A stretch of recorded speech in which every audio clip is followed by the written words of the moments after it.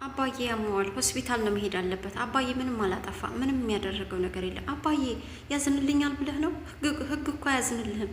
ህግ እኮ ለምን እንደዚህ እንዳደረግክ ብቻ መጠየቅ አይፈልግም። ስላደረግከው ብቻ ያስርሃል። አባዬ ለምንድን ነው እንደዚህ ያደረግከው? አባዬ ህግ እኮ እንደ ሰው አይደለም፣ አያዝንልህም እኮ እያለች ሁሉ ነበር። አርፈሽ ተቀመጭ፣ ለስሙም የህግ ተማሪ ነሽ። የተቀመጥሽበትን ወንበር እንኳ በደንብ የማታውቂ ምን አይነት ሰው ነሽ ግን አንቺ? ለማንኛውም መውጣት ትችያለሽ። አንቺ አባትሽ እንግዲህ እኔ ነኝ የገደልኩ ብሎ የእምነት ክህደቱን ቃል ሰጥቷል። ስለዚህ አንቺ አታስፈልጊንም አላት። እያለቀሰች በጸጸትም እየተቃጠለች በሚመስል ስሜት እንግዲህ ወጥታ ወደ ቤቷ ሄዳለች።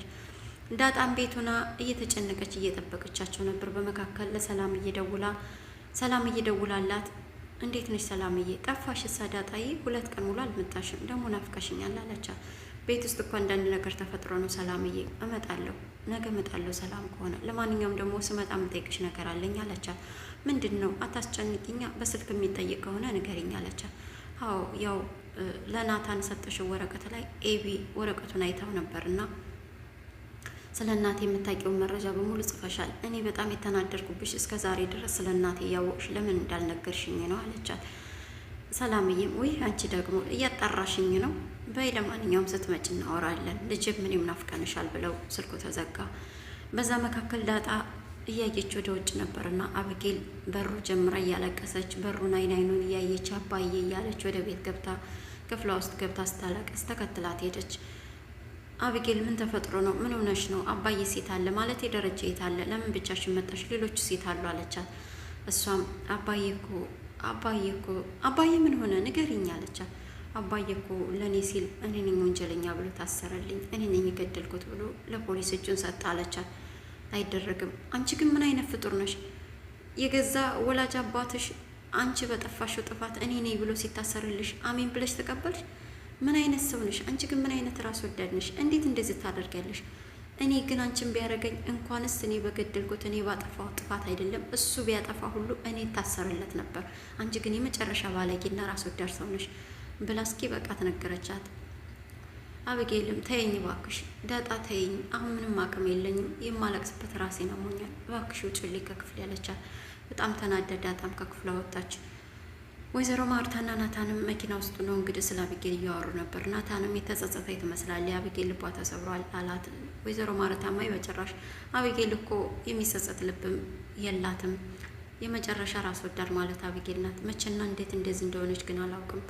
አሁንም ለማልቀስ እየሞከረች ነው እንጂ ደንግጣ ነው እንጂ ተጸጽታም አይደለም አለችው። እሱም አይመስለኝም ማዬ፣ አሁን በአሁኑ እንኳ ልቧ የተነካ ይመስለኛል አላት። ለማንኛውም አባቷ ይሄን አደረገ። እኔ አባቷ እያለሁ ልጅ አትታሰርም አለ።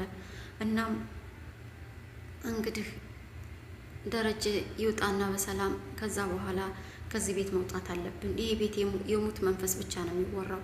ወደ ድሮ ቤታችን እንመለሳል። ደግሞ እኮ ቆንጆና ጽድት ያለ ቤት ነው ያኛውም፣ እዛ ብንሄድ ይሻላል አለችው። ናታንም ይሻላል እማዬ፣ ጥሩ በቃ እሺ፣ ለማንኛውም አባዬ በሰላም ይውጣ እስኪ እየተባባሉ ወደ ቤት ወጡ። እናም ወደ ቤት ከተመለሱ በኋላ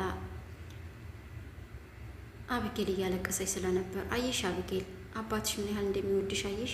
አንቺ ባጠፋሽው ወንጀል እኔ ነኝ ገዳይ ብሎ ታሰራለሽ። ልጄ አላገባችም፣ አልወለደችም፣ ገና እንኳ 20 ዓመት አልሞላትም በደንብ። ስለዚህ 20 ዓመት ሊፈረድባት ስለሚችል እኔ ሁሉን አይቻለሁ፣ እኔ እታሰርላታለሁ ብሎ እሱ ገባልሽ አለቻት። ይገርማል እማዬ፣ አባዬ እኮ አይወደኝም ነበር፣ ግን እንዴት ይሄን ሊያደርግልኝ ቻለ አለቻት። አባትሽ መቼም ልጆቹን ጠልቶ አያውቅም፣ ይልቁንስ ከራሱ ያስቀድማቸዋል እንጂ። ግን አንቺ መቼም ቢሆን የኛ ፍቅር ገብቶሽ አያውቅም። ራስ ወዳድ አትሁኝ አብጌል፣ አሁን እንኳ ለመረዳት ሞክሪ። እናም አባትሽ ይሄን አደረገልሽ እያለች አሁን መጸጸቱ ምንም ትርጉም የለውም፣ ማልቀስሽም ዋጋ የለውም። አባትሽ አሜን ብሎ ተቀብሎታል። ተረጋጊ፣ አሁን አታልቅሽ እያለቻት ነበር። ግን እሷ በደንብ እያለቀሰች ነበር። እንዲህ እያሉ እንግዲህ አቶ ደረጀ ወደ ቤት ወስጄ መቃብሩን ላሳያቸው ዝግጁ ነው ባለው መሰረት ፖሊሱ ወደ ቤት ይዞት ተመልሷል። በምታዩት መልኩ ወደ ቤት ይዞት ከመጣ በኋላ ሁሉም ቤተሰብ ከቤት ወጥቶ ተቀበላቸው። ውሃዬ አባቷ ተስራ ስታይ በጣም ደነገጠች። አባዬ ልቀቀው፣ ለምንድን ነው ያሰርከው? ልቀቀው አባዬን ብላ በድንጋይ መታሃለው ካልሆነ ብላ ድንጋይ ስታነሳ ሁሉም እጇን ያዟት። እንግዲህ መርማሪውም ምንም አያረገውም ውሃዬ እኮ ምንም አይጎዳም፣ ችግር የለውም አላት። ፍታው ብያለሁ ስትለው በቃ ደስ ይበላት ብሎ ፈታላት። እናም በመጨረሻ እባክህ አቶ ደረጀ የልጁ መቃብር የት እንዳለ ልታሳየን ትችላለህ? አለው። እባክህ በቤተሰብ ፊት ይህን ማድረግ አይችልም። ሌሎች ተጨማሪ ኃይሎችን አምጣና ላሳይ ዝግጁ ነኝ፣ ግን አሁኑ ከቤተሰቦች ፊት ይህን ማድረግ አልችልም ሲለው፣ አይ አባዬ ምንም አላደረገም፣ አባዬን ልቀቀው፣ ምንም አላደረገም፣ አባዬ ንጹሕ ሰው ነው ብላ አቤጌል አንድ ቃል ተናገረች። አባትሽ ምንም ሳላደረገ እና ማነው ልጁን የገደለው የሚል ጥያቄ ከመርማሪ ፖሊሱ መጣ። እሷም እኔ ነኝም አላለችም፣ ሌላም ምክንያት አልፈጠረችም። እንግዲህ በዚህ ጋር ተጠናቋል ክፍል 97። በሚቀጥለው እንግዲህ ምን ልትል እንደምችል ሁላችንም አብረን የምናየው ይሆናል። ውድ ዊኗ ሚዲያ ቤተሰቦች እስካሁን ከኔ ጋር ስለነበራችሁ ስለተከታተላችሁ ምስጋና ከልቤ ነው። ሰላማችሁ ይብዛ።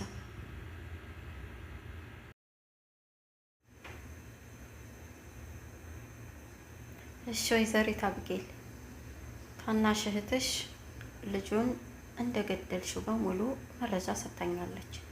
አንቺስ ታምኛለሽ ወይንስ ትክጃለሽ? ተናገሪ፣ የእምነት ቃልሽን እየጠበቅኩ ነው። ቆይ የአእምሮ እድገት ውስንነት ያለባት ልጅ አንጥተው መመርመር ወንጀል እንደው አታውቅም? ህጉን ጠቅሼ ልንገርህ እንዴ? አንተ ራስህ ተጠያቂ ነህ። ሲጀመር ምንም ፖሊስ አይመስልም እና ስለምታወራው ነገር ምንም የማውቀው ነገር የለኝም። ኧረ እንደሱ በመሆን ህግን ማዳን የሚቻል ይመስልሻል? ከህግ ማምለጥ የሚቻል ይመስልሻል? ለስሙም የህግ ተማሪ ነው ታያለሽ፣ ግን መብትና ግዴታሽን እንኳ አላወቅሽም እኮ አብጌል። እዚህ ጋር ልመረምርሽ እስከተቀመጥኩ ድረስ የምጠይቅሽን በስርዓት የመመለስ ግዴታ አለብሽ። አውቃለሁ፣ በደንብ አውቃለሁ፣ መብትና ግዴታዬን በደንብ አውቃለሁ። ስለዚህ ስለምታወራው ነገር ምንም የማውቀው ነገር የለኝም። እንደውም የአእምሮ እድገት ውስንነት ያለባትን ልጅ በመመርመር አንተን ራሱ ከሳሃለሁ። ሰላም ጤና ይስጥልኝ። ውድና የተከበራችሁ የዊኗ ሚዲያ ቤተሰቦች እንዴት ናችሁ? እኔ ጋር ሁሉ መልካም፣ ሁሉ ሰላም፣ እግዚአብሔር ይመስገን። እንግዲህ ዳጣ ድራማ ክፍል 97ን ይዤላችሁ መጥቻለሁ። በክፍል 96 ላይ እንግዲህ እነ አቶ ደረጀ የ25ኛ ዓመታቸውን የጋብቻ በዓል እያከበሩ በደስታ በሚወርቁበት ሰዓት ነበረ ታጁ መርማሪ ፖሊስ ይዞባቸው የመጣው። እናም ተያይዘው ወደ ፖሊስ ጣቢያ ሂደው ነበር። በመጀመሪያ የገባችው ውሀዬ ነበረች። ውሀዬም እንግዲህ ያየችውን እውነት በሙሉ ተናግራለች። ልጁ አብጌልን ጉሮሯን አንቆ ሊገላት ነበረ። ከዛ እኔ ድንገት ስደርስ ውሀዬ በዩ በሱ እንጨት ስትለኝ እጣገቤ በነበረው እንጨት መታሁት። ከዛ ሲለቃት እሷ ደግሞ እኔ እየሮኩ ወደ ክፍል ሄድኩኝ። እሷ ደግሞ በዱላዋ አንስታ በደንብ መታችው። ከዛ ልጁ እንቅልፍ ወሰደው ተኛ። ግን በኋላ ተነስቶ የት እንደሄደ አላየሁም ብላ በእርግጥም በትክክል የሆነውን ነገር ተናግራለች። ይህ ነገር ለመርማሪው በጣም ጥሩ መረጃ ስለነበር አብጌል ስትገባ ምንም ነገር አልከበደውም። በእርግጠኝነት ወይም ደግሞ በተረጋገጠ መንፈስ ሆኖ ልጁን ገለሸዋል፣ የእምነት ክደት ቃልሽን ተናገሪ ነበር ያላት። አብጌልም በጭራሽ ራስ ወዳድ ከመሆኗ የተነሳም እንኳንስ እንዲህ በፈጣጣው መጥቶ ገለሻል ያላትን በተዘዋዋሪም ቢሆን ሊያሳምናት የሚሞክረውን እንደማትቀበል እናውቃለን። እናም ያደረገችው ይህንኑ ነው። አይ ዝም ብለህ አታውራ፣ እኔ ምንም ነገር አላደረኩም። ይልቁንም እንደውም አንተ በወንጀል ትጠየቃለህ። ምክንያቱም የአእምሮ እድገት ውስንነት ያለባትን ልጅ አንጥተህ ለመመርመር ማሰብህ በራሱ ሌላ አንድ ወንጀል ነው እያለችው ነበረ። ህጉን ጠቅሼ ልንገርህ እንደ እያለችው ሁሉ ነበረ። መርማሪውም ምንም አልደነገጠምም፣ አልተደናበረላትም። እሷ የፈለገችው እንድደናገጥላት ነበረ። ይልቁንስ አጥብቆ ይዞ የእምነት ክህደት ቃሏን ጠይቃት። እሷም በጭራሽ እኔ አልገደልኩትም፣ ስለምታወራው ነገር ምንም የማውቀው መረጃ የለኝም፣ እኛ ቤት የመጣ ምንም ሰው የለም፣ ስለዚህ ምንም አልተፈጠረም፣ ዝም ብለህ አታውራ አለችው። ዝም ብዬ እንዳላወራሁ በደንብ ታውቂያለሽ፣ ይልቁንስ ክሱን የሚያቀልልሽ ይሆናልና ብታምኝ ይሻልሻል አላት። እሷም አይ በጭራሽ ምንም ነገር ስላልተፈጠረ ምንም ነገር አላምንልህም፣ ደግሞ መረጃ የእውነት መረጃና ማስረጃ በደንብ ካለህ ከሳሰኝ፣ ከዚህ ውጭ ምንም ነገር አልልህም አለችው። እሱም ቢለምናትም ቢያባብላትም ምንም ነገር ልትነግረው ስላልቻለች በቃ ካላመንሽ መውጣት ትችያለሽ ብሎ አስወጣት። አባቷን አስገባ። አቶ ደረጀ በጣም ይቅርታ፣ መጀመሪያ ማስገባት የነበረብኝ አንተን ነበር፣ ግን እንደ አጋጣሚ ሆነና ልጆቹን አስገባሁኝ፣ እባክህን ይቅርታ አድርግልኝ አለው። ችግር የለውም አለው። ስለዚህ አሁን ስለተፈጠረው ነገር የምታውቀውን በሙሉ እንድትነግረኝ እፈልጋለሁ አለው። እሱም አይ ልጄ አብጌልን አስገባልኝና ከእሷ ጋር ሁኜ ነው የምነግርህ አለው። አብጌልን ማስገባት በድጋሚ አብጌል እሳት ሆነች። ለምንድን ነው ያስገባህ በድጋሚ? የማውቀው ነገር ምንም እንደሌለ ነግሬህ የለ ለምንድን ነው በድጋሚ ያስገባህ ብላ ስትጮህ፣ እሱም አንዲት ሴት ልጅ አባቷ ፊት መጥፎ ነገር እንድትባል ማንም ወላጅ አይፈቅድም። ስለዚህ ለአባትሽ ስል አባትሽ ፊት ምንም ነገር አልናገርሽም እችለዋለሁ አላት። ስለዚህ ወደ ቀጣዩ እንሄዳለን ብሎ መጠየቅ ትችላለህ አለው መርማሪውም አባቷ። እናም በድጋሜ ወይዘሮ አብጌልን ጠየቃት። ልጁን ገለሸዋል ወይስ ምንድን ነው ያደረጋችሁት ሲላት፣ ምንም የምታጎራውን ነገር የማውቀው ምንም መረጃ የለኝም፣ ስለዚህ ባክተውኝ እኔ ምንም የማውቀው መረጃ የለኝም ብለዋለች።